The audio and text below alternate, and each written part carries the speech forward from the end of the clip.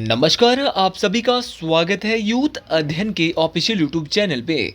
साथियों, एक बार फिर से मैं आप सभी के बीच एसपी पटवारी परीक्षा 2026 के लिए जीके का पार्ट 12 लेके आ चुका हूँ।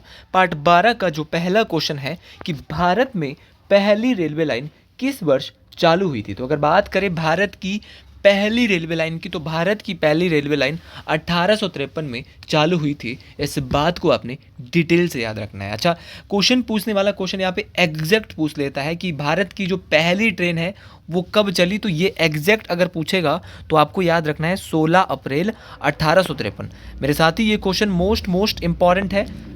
क्वेश्चन पूछने वाला क्वेश्चन बहुत बार ये भी पूछता है कि ये ट्रेन जो है वो 16 अप्रैल 1853 को चली, ये कहाँ से कहाँ तक चली। तो ये ट्रेन जो है वो मुंबई से ठाणे, ये भी आपको डिटेल से याद रखना है कि कहाँ से कहाँ तक चली। तो मुंबई से ठाणे चली, इस बात को मोस्ट इंपॉर्टेंट तरीके से आपने याद रखना है। एक बार क्वेश्चन पूछा गया था कि जो भारत की पहली ट्रेन है वो कितने किलोमीटर दूरी उसने तय करी थी। तो ये 34 किलोमीटर चलती है मुंबई से ठाणे, ये भी आपने डिटेल से याद रखना है। साथियों, क्वेश्चन पूछने वाला क्वेश्चन ये भी पूछता है कि भारत की जो पहली रेलवे लाइन है वो किसके कार्यकाल के दौरान, उस समय गवर्नर जनरल कौन थे जिसके कार्यकाल के दौरान पहली रेलवे लाइन चलाई गई। तो ये चलाई गई थी लॉर्ड डलहौजी के द्वारा। लॉर्ड डलहौजी का नाम आपको जरूर याद रखना है। अगर आप भी एसपी पटवारी परीक्षा की तैयारी करें और आप भी एक मिडिल क्लास फैमिली से हो तो आप जुड़ सकते हैं हमारे साथ मात्र और मात्र 499 रुपीज़ मंथ में। हम देंगे आपको 499 मंथ में लाइव प्लस रिकॉर्डेड क्लासेस। जो क्लास लाइव होगी उस क्लास को आप रिकॉर्डेड भी देख सकते हैं। साथ में एवरी सैटरडे आपका वीकली टेस्ट रहने वाला है। तो अगर आप हमारे बैच के साथ जुड़ना चाहते हैं तो आप दिए हुए नंबर 7876145409 के साथ कांटेक्ट कर सकते हैं और 499 मंथ में हमारे बैच का हिस्सा बन सकते हैं, जहां पे आपको 5 टीचर एसपी पटवारी परीक्षा के लिए पढ़ा रहे हैं। बात करें लॉर्ड डलहौजी की, तो ये भारत के 1848 से लेकर 1856 के बीच में भारत के गवर्नर जनरल है। इनके द्वारा हड़प की नीति लाई गई थी, जिसको व्यवगत का सिद्धांत या डॉक्ट्रिन ऑफ लैप्स भी कहा जाता है। तो ये क्वेश्चन बहुत बार पूछा जाता है कि आपकी हड़प की नीति किसके द्वारा, डॉक्ट्रिन ऑफ लैप्स किसके द्वारा लाया गया, हड़प की नीति किसके द्वारा लाई गई। तो ये आपके लॉर्ड डलहौजी साहब के द्वारा लाई गई। एक बार क्वेश्चन पूछने वाले ने क्वेश्चन ये पूछ लिया था कि भारत में लोक निर्माण विभाग की स्थापना किसके समय हुई थी। तो पीडब्ल्यूडी, जिसको लोक निर्माण विभाग कहते हैं, इसकी जो स्थापना हुई थी वो किसके समय हुई थी। तो ये भी आपके लॉर्ड डलहौजी के समय हुई थी। इस बात को आपने डिटेल से याद रखें। मैं क्वेश्चन पूछने वाले ने क्वेश्चन पूछ लिया था कि भैया जो लॉर्ड डलहौजी है कि आधुनिक डाक प्रणाली की जो नींव है वो किसने करी, जिसको नया पोस्ट ऑफिस एक्ट भी कहते हैं। तो ये आया था 1854 में। तो 1854 में जो है वो क्या होता है, 1854 में जो आपका आधुनिक डाक प्रणाली की नींव भी लॉर्ड डलहौजी के द्वारा ही रखी गई थी। इस बात को आपने बेहतरीन तरीके से मोस्ट इंपॉर्टेंट तरीके से याद रखना है। अच्छा, ऑप्शन में अगले क्वेश्चन की ओर बढ़ते हैं। अगला क्वेश्चन बहुत इंपॉर्टेंट है कि ब्रिटेन के हाउस ऑफ कॉमन्स के लिए चुनाव लड़ने वाले पहले भारतीय कौन थे। ब्रिटेन की जो संसद थी जिसका नाम था हाउस ऑफ कॉमन, भाई यहाँ के लिए चुनाव लड़ने वाले पहले भारतीय कौन थे। तो उनका नाम क्या था, तो उनका नाम था आपका दादा भाई नौरोजी। ऑप्शन नंबर ए यहाँ पे बिल्कुल सही हो जाएगा। इस बात को आपने डिटेल से याद रखना है। ये क्वेश्चन ना जाने कितने बार परीक्षाओं में पूछा गया है कि भाई आपके हाउस ऑफ कॉमन्स के लिए जो चुनाव लड़ा था वो किसने लड़ा था। तो ये जो लड़ा था आपका, वो लड़ा था आपका दादा भाई नौरोजी के द्वारा। और ये भी क्वेश्चन आता है कि इनको ब्रिटेन की संसद के लिए कब चुना गया था। तो इनको ब्रिटेन की संसद के लिए 1892, जिसका नाम था हाउस ऑफ कॉमन। तो हाउस ऑफ कॉमन के लिए इनको 1892 में चुना गया था। ये बात भी आपको डिटेल से याद रखना है। तो ये बेहतरीन क्वेश्चन है, ये क्वेश्चन पेपर में पूछा जाता है। और ये एक बार क्वेश्चन पूछा गया था कि भारत में किसे भारत के द ग्रैंड ओल्ड मैन के नाम से जाना जाता है। तो the grand old man of India के नाम से जो जाना जाते हैं वो आपके दादा भाई नौरोजी को जाना जाता है। इस बात को आपने डिटेल से याद रखना है। साथियों, क्वेश्चन पूछने वाला क्वेश्चन पूछता है कि जो कांग्रेस जो पार्टी थी उसके दूसरे अध्यक्ष कौन थे। तो भारतीय राष्ट्रीय कांग्रेस के दूसरे अध्यक्ष भी दादा भाई नौरोजी थे। इनके द्वारा ही भारतीय राष्ट्रीय संघ का नाम, पहले उसका नाम भारतीय राष्ट्रीय संघ होता था, बाद में भारतीय राष्ट्रीय कांग्रेस किया गया था। ये बात भी आपको डिटेल से याद रखना है। एक बार क्वेश्चन पूछने वाले ने क्वेश्चन ये पूछा था कि जो दादा भाई नौरोजी है ये जो है वो भारतीय राष्ट्रीय कांग्रेस के कितने बार अध्यक्ष बने। ये क्वेश्चन पटवारी के लिए मोस्ट इंपॉर्टेंट रहने वाला है। तो ये भारतीय राष्ट्रीय कांग्रेस के 3 बार अध्यक्ष बनते हैं। ये बात आपको डिटेल से बेहतरीन तरीके से याद रखना। कब कब बने ये भी पूछा जा सकता है। तो 1886 में कांग्रेस के दूसरे अधिवेशन में, 1893 में और आपके 1906 में कांग्रेस के कोलकाता अधिवेशन। तो 86 में भी कोलकाता में हुआ था, 1906 में भी कोलकाता में हुआ था। ये सारी के सारे बातें आपको डिटेल से याद रखनी है। अच्छा, इनकी एक बुक है भाई दादा भाई नौरोजी की। सर कौन सी बुक है हमें भी बता दीजिए। तो अगर बात करें इनकी किताब की, तो इनकी किताब का नाम है आपका poverty and un British rule in India. तो भाई poverty and un British rule in India जो बुक है वो किसकी है, तो वो आपके दादा भाई नौरोजी की है। ये बात आपको डिटेल से बेहतरीन तरीके से याद रखनी है। तो ये किताब किसकी है आपकी, poverty and un British rule in India. तो ये किताब जो है हमारे दादा भाई नौरोजी की है। इस बात को आपने मोस्ट इंपॉर्टेंट तरीके से डिटेल से याद रखना है। और एक बार क्वेश्चन पूछा गया था कि भारत में सबसे पहले जो राष्ट्रीय आय का जो पहला प्रयास है वो किस महान व्यक्ति के द्वारा किया गया था, तो वो किया गया था दादा भाई नौरोजी के द्वारा ही। तो नेशनल इनकम जो है वो किया गया था, कब किया था, 1867-68 के आसपास दादा भाई नौरोजी ने ही पहली बार राष्ट्रीय आय का आकलन किया था। और उन्होंने बोला था कि भारत की जो आपका राष्ट्रीय आय है, जो पर कैपिटा इनकम है प्रति व्यक्ति है, वो 20 रुपये। तो भारत की सर्वप्रथम राष्ट्रीय आय का आकलन दादा भाई नौरोजी ने किया और उन्होंने प्रति व्यक्ति आय जो भारत की बताई वो 20 रुपये अनुमान लगाया था। ये बात आपको डिटेल से याद रखना है। सारी के सारे क्वेश्चन बहुत इंपॉर्टेंट है, परीक्षाओं में पूछे जाते हैं। अच्छा, ऑप्शन में बहुत सारे नाम है, जैसे कि आपका गोपाल कृष्ण गोखले। तो ये थे आपके महात्मा गांधी के पॉलिटिकल गुरु, राजनीतिक गुरु। तो ये महात्मा गांधी के राजनीतिक गुरु थे। अगर बात करें इनकी क्या बोलते हैं गोपाल कृष्ण गोखले की, तो इनके द्वारा 1905 में सर्वेंट्स ऑफ सोसाइटी, ये क्वेश्चन बहुत बार पटवारी के पेपर में पूछा गया है कि सर्वेंट्स ऑफ सोसाइटी की स्थापना कब की गई, एक दिवसीय परीक्षाओं में, माफ़ी चाहूँगा। तो गोपाल कृष्ण गोखले के द्वारा 1905 में सर्वेंट्स ऑफ सोसाइटी की स्थापना की गई थी। ये बात आपको डिटेल से याद रखना है। एक बार क्वेश्चन पूछने वाले ने क्वेश्चन पूछा था कि कांग्रेस के किस अधिवेशन में ये अध्यक्ष रहे थे, तो 1905 का जो अधिवेशन था, जिसको आपका जो बनारस अधिवेशन है, बनारस अधिवेशन के नाम से भी जाना जाता है, तो इस अधिवेशन के अध्यक्ष रहे थे गोपाल कृष्ण गोखले। साथियों, एक क्वेश्चन पूछा जाता है कि डब्ल्यूसी बनर्जी कौन है, तो इनको कहते हैं व्योमेश चंद्र बनर्जी, जो भारतीय राष्ट्रीय कांग्रेस है उसके पहले अध्यक्ष थे। ये क्वेश्चन बहुत बार पूछा जाता है कि भारतीय राष्ट्रीय कांग्रेस के पहले अध्यक्ष तो ये डब्ल्यूसी बनर्जी है, दूसरे अध्यक्ष दादा भाई नौरोजी है। तो ये सारी की सारी बातें आपको डिटेल से बेहतरीन तरीके से याद रखनी है। यहाँ से क्वेश्चन परीक्षाओं में बनने वाले हैं। जी, अगला क्वेश्चन है कि एक नया राज्य बनाने के लिए सत्ता किसके पास है, the power to carve out a new state vested in. देखिए, अगर एक नया राज्य बनाना है तो उसकी शक्ति जो है, उसकी जो पावर है वो किसके पास हो सकती है, तो उसकी जो पावर है वो आपकी संसद के पास ही हो सकती है। जैसे तेलंगाना को नया राज्य बनाया तो ये पावर किसके पास होगी, भाई संसद के पास होगी। ये नहीं कि अपने आप ही नया राज्य बना रहे और अपने आप ही वो तोड़ रहे हैं। तो एक नया राज्य बनाने की जो पावर होती है वो आपके संसद के पास होती है। साथियों, ये बात तो हम समझ गए। अच्छा, अगर बात करें भारत की संसद की, तो भारत की संसद की बात किस आर्टिकल के तहत की गई है, तो संसद की बात आर्टिकल नंबर 79 के तहत की गई है। फिर क्वेश्चन पूछता है कि संसद के कितने भाग है, तो संसद के 3 भाग है, आपका राज्यसभा, आपका लोकसभा और तीसरा भाग है आपका राष्ट्रपति। तो संसद के 3 भाग है, राज्यसभा, लोकसभा, राष्ट्रपति। अब राज्यसभा की बात किस आर्टिकल में की जाती है, तो राज्यसभा की बात भारतीय संविधान के आर्टिकल नंबर 80 में की जाती है, लोकसभा की बात आर्टिकल नंबर 81 में की जाती है और राष्ट्रपति की बात आर्टिकल नंबर 52 से 61 के बीच में की जाती है। तीनों बातें आपको डिटेल से याद रखनी है, तीनों की तीनों बातें बहुत इंपॉर्टेंट है भाई। जो तो आपका संसद है, राज्यसभा की बात की जाती है आर्टिकल 80, लोकसभा की बात की जाती है आर्टिकल 81 और अगर बात करें आपके राष्ट्रपति की जो भाग है किसका, आपका संसद का, तो उसकी बात की जाती है आर्टिकल 52 से 61। अब क्वेश्चन पूछा जाता है कि सदन कितने हैं, तो सदन 2 है, एक राज्यसभा है, दूसरा क्या है, लोकसभा। तो राज्यसभा और लोकसभा भाग में से 2 छांट दिए तो क्या हो गए, ये 2 सदन भी हो गए। ये बात आपको बेहतरीन तरीके से, इंपॉर्टेंट तरीके से मेरे साथ ही याद रखनी है। अच्छा, एक बार बहुत सारे क्वेश्चन यहाँ से पूछा जाते हैं। एक बार क्वेश्चन पूछा गया था कि भारत का जो राष्ट्रपति है वो क्या करता है, वो लोकसभा के लिए 2 एंग्लो इंडियन को पहले चुनता था 2019 से पहले, लेकिन वो कौन सा संविधान संशोधन है जिसके तहत भारत के जो राष्ट्रपति है उन्होंने एंग्लो इंडियन को अब लोकसभा से हटा दिया है। लोकसभा में जो 2 सीटें एंग्लो इंडियन की होती थी उसको हटा दिया है, तो वो है आपका 104वां संविधान संशोधन, 104वां कॉन्स्टिट्यूशनल अमेंडमेंट। तो 104th कॉन्स्टिट्यूशनल अमेंडमेंट जो है, इसी के तहत अब जो है वो जो एंग्लो इंडियंस होंगे उनको, कितनी सीटें होती थी एंग्लो इंडियंस के लिए, 2, उनको अब जो है नॉमिनेट करना अब बंद कर दिया है। ये बात आपको डिटेल से याद रखनी है। अगर आपको लोकसभा का मेंबर बनना है, लोकसभा का सदस्य बनना है, तो आपकी एज कितनी होनी चाहिए? तो आपकी उम्र जो है लगभग 25 वर्ष होनी चाहिए, ये बात यहाँ पे बोली जाती है। और अगर आपको सदस्य बनना है राज्यसभा का, तो आपकी उम्र होनी चाहिए कितनी वर्ष? आपके पास होनी चाहिए 30 वर्ष। माफ़ी चाहूँगा।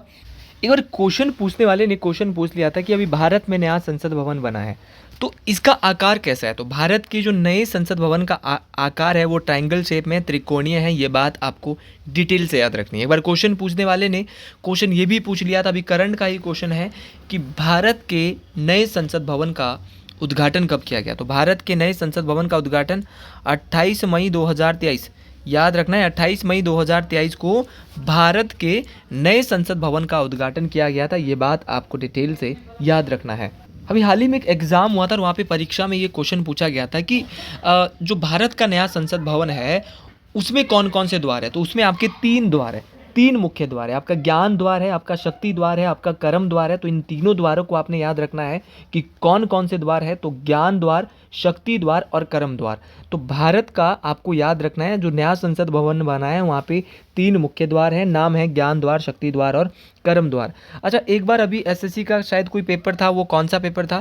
तो वहाँ पे सेम क्वेश्चन ये पूछा था साथियों ने कि भाई आपका कितना ये जो आपका नया संसद भवन है वो कितने एरिया में फैला हुआ है? तो ये आपका 64,500 स्क्वायर किलोमीटर। तो याद रखना है 64,500 स्क्वायर किलोमीटर एरिया में ये फैला हुआ है। यहाँ पर जो राज्यसभा में जो बैठने की क्षमता है, राज्यसभा में जो नए संसद भवन में राज्यसभा में बैठने की क्षमता है वो 384 है। ये पटवारी में इतना कंपटीशन रहने वाला है। लोकसभा में 888 है और लोकसभा और राज्यसभा का जो संयुक्त अधिवेशन होता है वहाँ पे कितनी है? 1272 है। अच्छा, बात कर रहा था संयुक्त अधिवेशन की, आपने ये लिख लेना है कि राज्यसभा में 384 ज़्यादा से ज़्यादा बैठ सकते हैं, लोकसभा में 888, मतलब सीटों की क्षमता बोल रहा हूँ कि सीटें कितनी बनाई हैं, और 1272 इन्होंने संयुक्त बनाई है। लेकिन साथियों क्वेश्चन पूछने वाला क्वेश्चन पूछ सकता है कि आपका जो राज्यसभा का संयुक्त अधिवेशन है वो कौन बुलाता है? तो बुलाता तो राष्ट्रपति है, लेकिन अध्यक्षता कौन करता है? तो राष्ट्रपति तो बुलाता है, लेकिन अध्यक्षता जो करेगा वो करता है लोकसभा का अध्यक्ष। तो लोकसभा का जो अध्यक्ष है वो करता है अध्यक्षता, और राष्ट्रपति क्या करता है? तो राष्ट्रपति इसको मोस्ट इंपॉर्टेंट तरीके से आपको बुलाता है। ये दोनों की दोनों बातें बहुत इंपॉर्टेंट है। हाल ही में एक परीक्षा आई थी और वहाँ पे क्वेश्चन पूछा गया था कि लोकसभा का आंतरिक हिस्सा किस राष्ट्रीय पक्षी पर बना हुआ है? तो ये किस पर बना है उसका ढांचा? तो उसकी जो आंतरिक हिस्सा है उसका अंदर हिस्सा मोर पर बना है, और राज्यसभा का जो अंदर वाला हिस्सा है वो राष्ट्रीय फूल के पर आधारित है, कमल पर आधारित है। तो ये सारी बातें आपको डिटेल से याद रखनी है, मोस्ट इंपॉर्टेंट तरीके से आपको याद रखनी है। सारे क्वेश्चन बहुत इंपॉर्टेंट है, परीक्षाओं में बार बार पूछे जाते हैं। अगला क्वेश्चन एक बार पूछा गया था कि जो लोकसभा है, लोकसभा का पहला आम चुनाव किस वर्ष हुआ था? तो लोकसभा का पहला आम चुनाव 25 अक्टूबर 1951 से, ध्यान से सुना है, 25 अक्टूबर 1951 से 21 फरवरी 1952। तो ये डिटेल से आपको याद रखना है मोस्ट इंपॉर्टेंट तरीके से कि 25 अक्टूबर 1951 से आपका 21 फरवरी 1952 के बीच में क्या हुआ था? तो इसी बीच आपका भारत में पहला आम चुनाव हुआ था। मोस्ट इंपॉर्टेंट है। ये सारे के सारे क्वेश्चन बहुत इंपॉर्टेंट है। अगले क्वेश्चन की ओर बढ़ते हैं। अगला क्वेश्चन है कि भारतीय संविधान में समान काम के लिए समान वेतन किस रूप में निहित है? अगर बात करें भाई आपका समान काम के लिए समान वेतन जो बताया गया है वो आपके राज्य के नीति निर्देशक तत्व जो है उसमें बताया गया है। ऑप्शन नंबर सी यहाँ पे बिल्कुल सही हो जाएगा। बात करें राज्य के नीति निर्देशक तत्वों की, ये इंपॉर्टेंट क्यों है? यहाँ से क्वेश्चन परीक्षाओं में पूछे जाते हैं, इसीलिए इंपॉर्टेंट है। यहाँ से क्वेश्चन ये पूछा जाता है कि जो राज्य के नीति निर्देशक तत्व है वो जो है हमारे भारत में कहाँ से लिए गए? तो राज्य की नीति निर्देशक तत्वों की अगर मैं बात करूँ तो वो आयरलैंड से लिए गए हैं, और भारतीय संविधान में आर्टिकल नंबर 36 से 51 है। तो 36 से 51 जो बताए गए हैं वो हमारे राज्य के नीति निर्देशक तत्व बताए गए। एक बार क्वेश्चन पूछने वाले ने क्वेश्चन ये भी पूछ लिया था कि जो आपकी भारत की जो पंचायती राज प्रणाली है वो किसके अंतर्गत आती है? तो पंचायती राज प्रणाली राज्य के नीति निर्देशक तत्वों के तहत आती है। अच्छा, भाग 4 कौन सा भाग ऐसा है जो राज्य के नीति निर्देशक तत्वों से डील करता है? तो भाग 4 जो है वो राज्य के नीति निर्देशक तत्व भाग 4 में आता है। ये बात आपको डिटेल से याद रखना है। एक बार क्वेश्चन पूछा गया था कि कल्याणकारी राज्य की संकल्पना के लिए संविधान के किस भाग में लिया गया। तो कल्याणकारी राज्य की संकल्पना का समावेश संविधान के राज्य की नीति निर्देशक तत्वों में भाग 4 में लिया गया। ये बात आपको डिटेल से याद रखनी है। देखिए, अगर मैं बात करता हूँ, ये तो बहुत इंपॉर्टेंट क्वेश्चन है, समान कार्य के लिए समान वेतन। ये क्वेश्चन कई बार परीक्षा में पूछा गया है, राज्य की नीति निर्देशक तत्वों में आता है, क्योंकि यहाँ पर ये बोला गया है जो पुरुष और स्त्री है वहाँ पर दोनों को समान कार्य के लिए समान वेतन इन्हीं के तहत दिया जाएगा। तो ये बहुत इंपॉर्टेंट है, परीक्षाओं में ये काम आने वाला है, क्योंकि यहाँ पे ये सारी की सारी बातें, ये जो यहाँ पे आर्टिकल नंबर जो 39 का ए है, वहाँ पर बोला है कि जो पुरुष और स्त्री है उनको सभी नागरिकों को समान रूप से जीविका के पर्याप्त साधन करने का अधिकार होगा। और साथ में यहाँ पे ये भी बोला है, और जो वेतन वाला बोला है ना, वो बोला है 39 के किस में, तो 39 के आपकी डी में। तो 39 का डी में है ये, तो समान कार्य के लिए पुरुष और स्त्री के लिए समान वेतन, ये बोला है 39 के डी में। और 39 का जो ए मैंने आपको बोला था, वो वहाँ था आपका पुरुष और स्त्री जो होंगे उनको सभी नागरिकों को समान रूप से जीविका के पर्याप्त साधन प्राप्त करने का अधिकार होगा। लेकिन भैया अगर 39 की डी की बात करूं तो डी में बोला है इन्होंने कि पुरुष और स्त्रियों के लिए समान कार्य के लिए समान वेतन मिलेगा। अच्छा, आर्टिकल 40 में क्या है, तो अनुच्छेद 40 में ग्राम पंचायतों का गठन, ठीक है, ये बात आपको डिटेल से याद रखनी है। अच्छा, 44 में क्या है, तो 44 में है सभी नागरिकों के लिए समान नागरिक संहिता, जिसको समान नागरिक संहिता के नाम से जाना जाता है। अच्छा, आर्टिकल 45 क्या है सर, 45 में है आपके 6 वर्ष से कम आयु के बच्चों के लिए निःशुल्क एवं आपका शिक्षा का प्रावधान। तो 6 वर्ष से जो कम आयु के बच्चे होंगे उनको निःशुल्क एवं अनिवार्य शिक्षा का प्रावधान की बात की गई है। उसी प्रकार आपका 48 का ए पूछा जाता है, ये भी बहुत इंपॉर्टेंट है। अगर 48 के ए की बात करूंगा तो भारतीय संविधान का आर्टिकल 48 का जो ए है, इसमें क्या बोला गया, तो इसमें पर्यावरण का संरक्षण, संवर्धन एवं वन्य तथा वन्य जीवों की रक्षा की बात की गई। तो पर्यावरण का संरक्षण, संवर्धन तथा वन और वन्य जीवों की रक्षा की बात 48 के ए में की गई है। अच्छा, आपका आर्टिकल नंबर जो आपका जो अगर मैं बात करता हूँ आर्टिकल नंबर जो आपका 50 है, यहाँ पर कार्यपालिका से न्यायपालिका का पृथक्करण की बात की गई है। तो किस प्रकार कार्यपालिका से न्यायपालिका का पृथक्करण हो सकता है, ये आर्टिकल 50 में। और खाली 51 की बात करूं तो यहाँ पे साथियों बात की गई अंतर्राष्ट्रीय शांति एवं सुरक्षा की। तो अंतर्राष्ट्रीय शांति एवं सुरक्षा की बात आर्टिकल नंबर 51 में की गई थी। इस बात को आपने डिटेल से याद रखना है। तो एक 51 है, एक 51 का ए है, लेकिन अभी हम 51 पढ़ रहे हैं। तो अंतर्राष्ट्रीय शांति एवं सुरक्षा की बात आर्टिकल नंबर 51 में की गई है। अगला क्वेश्चन है कि भारतीय अर्थव्यवस्था सुधार के जनक कौन है। तो भारतीय अर्थव्यवस्था सुधार के जो जनक है तो वो है हमारे मनमोहन सिंह, जो कि भारत के 2 बार प्रधानमंत्री भी रह चुके हैं। 2004 से 2014 के बीच ये भारत के 13वें प्रधानमंत्री के रूप में इन्होंने कार्य किया था। एलपीजी का नाम तो आप जानते ही, उस समय इन्होंने बहुत महत्वपूर्ण भूमिका निभाई थी। और अगर बात करें इनकी, जब एलपीजी रिफॉर्म्स आए थे भाई, आपका निजीकरण, उदारीकरण और वैश्वीकरण आया था 1991 में, तो ये भारत के वित्त मंत्री के रूप में उन्होंने जो है एक बहुत महान कार्य किया था। ठीक है, क्वेश्चन पूछने वाला क्वेश्चन पूछता है कि भारत के वो कौन से प्रधानमंत्री है जो कि आरबीआई के गवर्नर भी रह चुके हैं। तो आरबीआई के गवर्नर भी रह चुके हैं आपके कौन, मनमोहन सिंह। ये नाम आपको जरूर याद रखना है, मोस्ट इंपॉर्टेंट है। अच्छा, जब इन्होंने एलपीजी किया था, आपका निजीकरण, उदारीकरण और वैश्वीकरण किया था, तो उस समय भारत में किसकी सरकार थी, तो ये 1991 से 1996 के बीच जो आपके नरसिम्हा राव है उनकी सरकार में क्या थे। तो नरसिम्हा राव की सरकार में क्या थे, ये आपके वित्त मंत्री थे, जिसके वजह से इनकी वजह से ही अर्थव्यवस्था उस समय खुली थी। इनके द्वारा ही जो नरेगा योजना थी, जिसको बाद में मनरेगा का नाम दिया, उसको शुरू किया गया था 2005 में। ये भी मोस्ट इम्पॉर्टेंट है, ये बातें आपको सारी की सारी डिटेल से याद रखनी है।